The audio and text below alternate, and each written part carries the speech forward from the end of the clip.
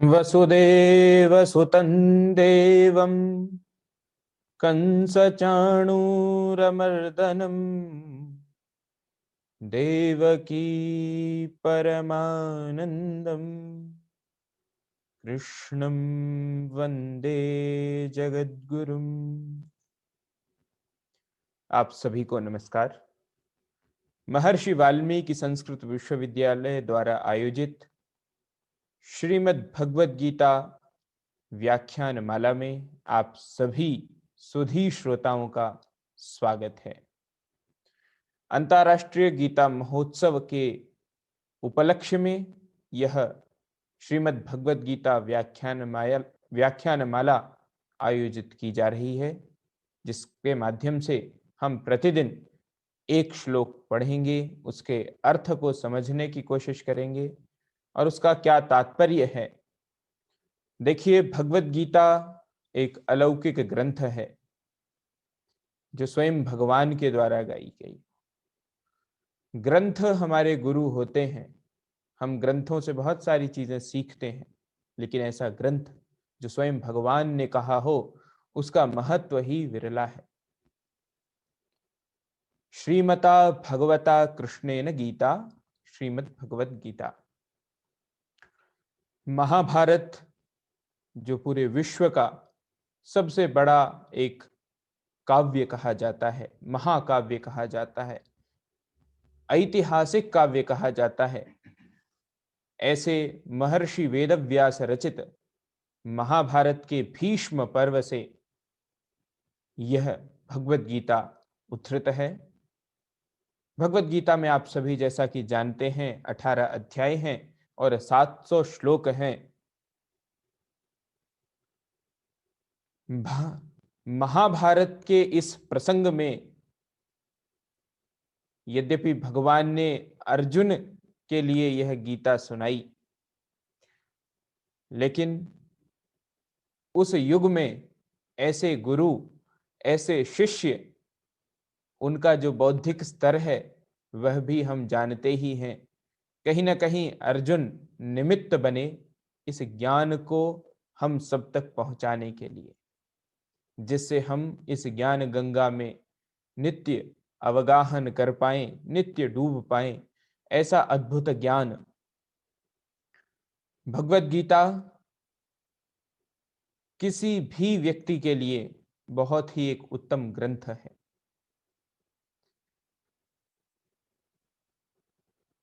आप सभी ने प्रस्थान त्रयी के विषय में सुना होगा। हर एक ग्रंथ को पढ़ने के लिए और हर एक विश्वविद्यालय में प्रवेश के लिए एक अर्हता होती है, कुछ रिक्वायरमेंट्स होती हैं कि आपने 12th की है तभी आप ग्रेजुएशन कर सकते हैं। तो ऐसे ही जो विद्वान लोग हैं, ऐसे ही 3 प्रस्थान बताए हैं। पहला है जिसको हम कहते हैं वेद प्रस्थान, अर्थात जिसमें उपनिषद का अध्ययन किया जाता है। उपनिषद के जितने भी एक तरीके से जो पोइट्री है उसे हम कहते हैं मंत्र, जिसको पढ़ने के लिए विशेष अधिकार होना आवश्यक है, विशेष ज्ञान होना आवश्यक है। दूसरा प्रस्थान जिसे हम सूत्र प्रस्थान कहते हैं, जो एक फिलोसॉफिकल मार्ग है, जो दर्शन के विशेष रूप से अध्येता हैं उनके लिए ब्रह्म सूत्र है। लेकिन भगवत गीता तो लोक प्रस्थान है, जो हम आप जैसे बहुत अधिक न जानने वाले, अपने लोक व्यवहार में जीने वाले लोगों के लिए सर्वोत्तम ग्रंथ है। व्यक्ति किसी भी धर्म का हो, किसी भी जाति का हो, किसी भी वर्ण का हो या किसी भी आश्रम का हो, भगवत गीता सभी के लिए कुछ ना कुछ अपने में समेटे हुए है। भगवत गीता का अध्ययन जब एक बार व्यक्ति आरंभ करता है तो अपने जीवन में अपनाने के लिए नित्य नूतन कुछ ना कुछ संदेश वह प्राप्त करता है। योगः कर्मसु कौशलम, यह प्राप्त करता है। कर्मण्येवाधिकारस्ते मां फलेषु कदाचन, यह सीख प्राप्त करता है। तो भगवत गीता एक ऐसा ग्रंथ है जो हमें बहुत कुछ सिखाता है। अक्सर गुरुजन कहते हैं कि हमें जब सीखना है तो हमें कोरे कागज की तरह बैठना चाहिए। पूर्व किसी आग्रह से ग्रसित होकर जब हम किसी भी चीज का अध्ययन करते हैं तो अक्सर हमें कुछ विकृतियां देखने को मिलती हैं, लेकिन यह तो भगवान के द्वारा कही गई यह ग्रंथ है, यह उपनिषद है, क्योंकि भगवान ने कहा है, इसीलिए भगवत गीता के श्लोकों को भी मंत्र की संज्ञा दी जाती है। आइए आज हम इसके प्रथम अध्याय से आरंभ करते हैं। प्रथम अध्याय का प्रथम श्लोक आज हम पढ़ेंगे। इसके विशेष रूप से उच्चारण के विषय में हम ध्यान देंगे और उस श्लोक में जो जो पद, जो शब्द आए हैं, उनके अर्थों को थोड़ा जानने की कोशिश करेंगे, समझने की कोशिश करेंगे। ओम श्री परमात्मने नमः। श्रीमद्भगवद्गीता अथ प्रथमोऽध्यायः।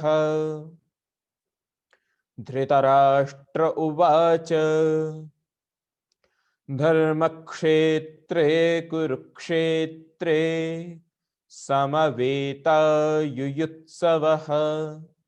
मामकाः पाण्डवाश्चैव किमकुर्वत संजय। धृतराष्ट्र उवाच, अर्थात धृतराष्ट्र बोले, धृतराष्ट्र वंश के ज्येष्ठ पुत्र जो हैं वह धृतराष्ट्र हैं। समय ऐसा है कि महाभारत के 10 दिन अर्थात युद्ध के 10 दिन बीत चुके हैं और संजय धृतराष्ट्र से मिलने आते हैं। तब उस समय धृतराष्ट्र उनसे पूछते हैं और यहां से ठीक भगवत गीता का प्रथम अध्याय शुरू होता है, जो श्लोक अभी हमने सुना। क्या पूछते हैं? तो एक राजा जो पूछ सकता है, एक पिता जो पूछ सकता है, ठीक वही चीज, एक वही परिस्थिति एक पिता की, एक राजा की स्थिति है, जिसके विषय में यहां धृतराष्ट्र पूछ रहे हैं संजय से।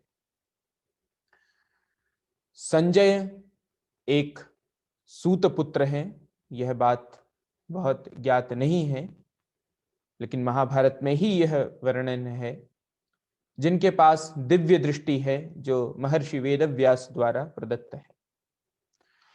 तो एक तरीके से वीडियो कॉन्फ्रेंसिंग जो है वह संजय कर रहे हैं और उन्हें बतला रहे हैं कि उस क्षेत्र में, युद्ध क्षेत्र में, धर्म के क्षेत्र में क्या हुआ। आइए हम इसका पद परिचय जानते हैं, पदच्छेद जानते हैं। जब भी एक श्लोक हम पढ़ते हैं तो वह एक छंद में बंधा हुआ होता है ताकि उसको गाया जा सके। अक्सर हमने ध्यान दिया होगा कि हम श्लोकों को या किसी गीत को बहुत जल्दी ही स्मरण कर लेते हैं। यही कहीं ना कहीं एक कारण है जो हमारे वेद, उपनिषद और जितने भी ग्रंथ हैं, अधिकतर काव्य परंपरा जो है वह इतनी समृद्ध है, जिसमें एक गेयता आने के कारण वह सभी जनमानस को स्मरण रहता है। इसका बड़ा अच्छा उदाहरण आप सभी के घर में है भगवत गीता, जिसका आज हम श्रवण कर रहे हैं। भारत के हर परिवार के लगभग हर बच्चे को भगवत गीता कुछ न कुछ स्मरण होगी ही। और इस अंतर्राष्ट्रीय गीता महोत्सव कुरुक्षेत्र में जो आयोजित हो रहा है, इसके माध्यम से प्रतिदिन जो आप एक श्लोक सुनेंगे महर्षि वाल्मीकि संस्कृत विश्वविद्यालय के सौजन्य से, प्रतिदिन एक श्लोक का हम अध्ययन करेंगे। आप सबके परिवार में जो बच्चे, बड़े बुजुर्ग, भगवत गीता सभी आयु वर्ग के लोगों के लिए बड़ा ही उत्तम ग्रंथ है। युवाओं को मार्ग देने वाला, जो बच्चे हैं उनको स्थिर रखने वाला, उनकी उच्चारण शुद्धि, उनकी वाक शुद्धि के लिए यह ग्रंथ सर्वोत्तम है। हम पहले श्लोक का पदच्छेद देखते हैं। धर्मक्षेत्रे कुरुक्षेत्रे समवेता युयुत्सवः मामकाः पांडवाः च एव किम अकुर्वत। संजय, संजय पद संबोधन है। धृतराष्ट्र कह रहे हैं, हे संजय, धर्मक्षेत्रे कुरुक्षेत्रे समवेताः पांडवाः युयुत्सवः मामकाः च किम अकुर्वत। तो क्या पूछ रहे हैं धृतराष्ट्र? धृतराष्ट्र पूछ रहे हैं, हे संजय, धर्म भूमि कुरुक्षेत्र में एकत्रित युद्ध की इच्छा वाले मेरे और पांडु के पुत्रों ने क्या किया? Dhritarashtra said, what did my people and the sons of Pandu do when they had assembled together, eager for battle on the holy plain of Kurukshetra, O Sanjaya? अब पहला ही शब्द जो है वो धर्म क्षेत्र है। यह हमारे मन में बहुत बात आती है कि पहला ही क्षेत्र जो है धर्म का है और बात हो रही है लड़ाई की। तो हमारी परंपरा में धर्म का बड़ा विशेष महत्व है। धर्म अर्थात हमारा कर्तव्य, धर्म अर्थात ड्यूटी। आप अगर ध्यान देंगे तो भगवत गीता का पहला श्लोक धर्मक्षेत्रे से अगर हम धर्म पद ले लें और अंतिम पद्य ध्रुवा नीतिर बतिर मम से म इस अक्षर को ले लें तो धर्म शब्द बनता है। अर्थात भगवत गीता धर्म यानी कि हमारे कर्तव्यों का बोध कराने वाला ग्रंथ है।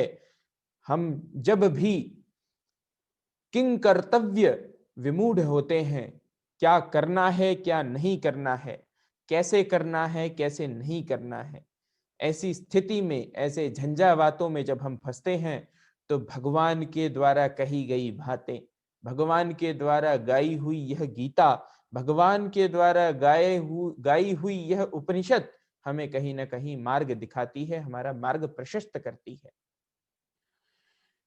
इस पावन भूमि को धर्म क्षेत्र इसलिए कहा क्योंकि कुरु, राजा कुरु ने देवताओं के साथ मिलकर इसी भूमि पर तपस्या की, यज्ञ किए, अनुष्ठान किए। इस कारण से इसे धर्म नगरी कहते हैं। कुरुक्षेत्र यह कुरुओं की, कुरुवंशों का स्थान है, इसलिए इसको कुरुक्षेत्र, जो इसका नामकरण है, संज्ञा है, वह कुरुक्षेत्र है।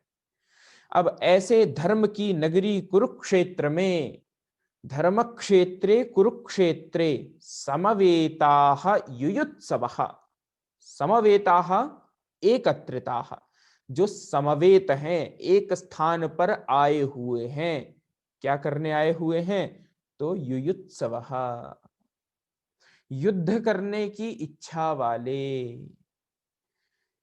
युद्ध करने की इच्छा वाले। देखिए यह युद्ध रहा और इसे सामान्य युद्ध नहीं कहा, इसे भारतीय परंपरा में धर्म युद्ध कहा। क्यों?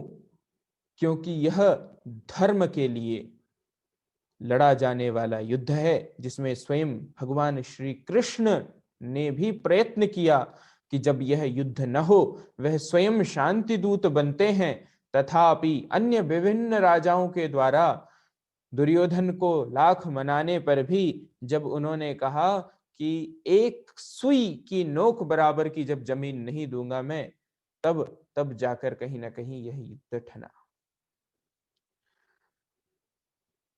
धर्मराज युधिष्ठिर यद्यपि युद्ध करना नहीं चाहते थे, लेकिन अपनी माता कुंती के आदेश पर वे भी इस युद्ध में प्रवृत्त हुए। युयुत्सवः, युद्ध की इच्छा करने वाले। कौन है युद्ध की इच्छा करने वाले? तो शब्द आता है मामकाः।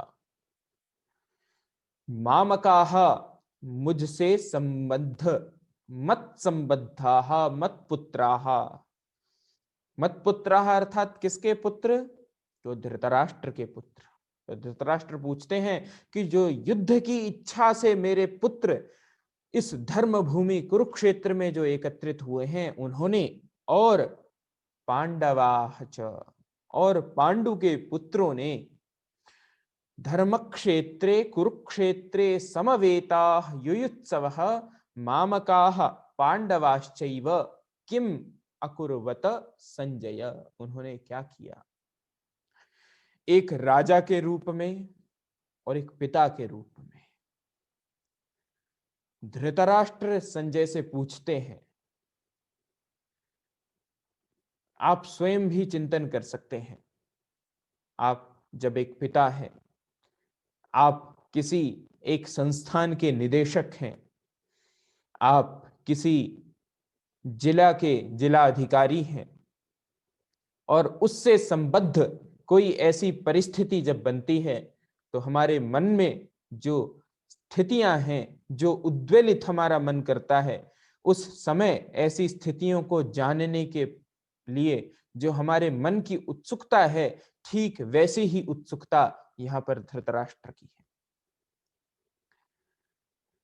इस श्लोक के माध्यम से हम यह जानते हैं कि कहीं ना कहीं जो युद्ध की इच्छा करने में प्रवृत्त है वो कौरव पक्ष है, अर्थात जिनका नेतृत्व दुर्योधन कर रहे हैं, ऐसा पक्ष जो युद्ध की इच्छा इतनी प्रबल है कि वह पांडु के पुत्रों को, पांडवों को रहने नहीं देना चाहते हैं, वो फूटी आंख नहीं सुहाते हैं, ऐसा कह सकते हैं।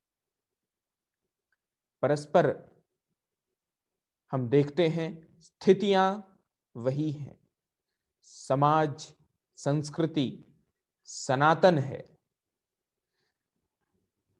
स्थितियां वही रहती हैं, स्वरूप बदल जाते हैं,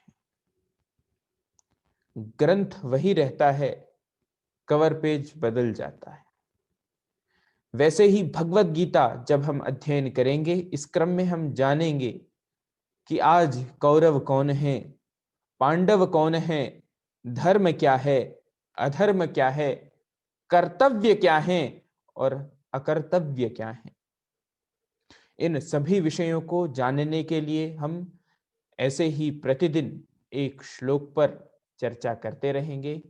आप सब महर्षि वाल्मीकि संस्कृत विश्वविद्यालय से जुड़े रहिए, अपने सुझाव हमें भेजते रहिए, अपनी प्रतिक्रियाएं हमें देते रहिए। कल पुनः मिलेंगे।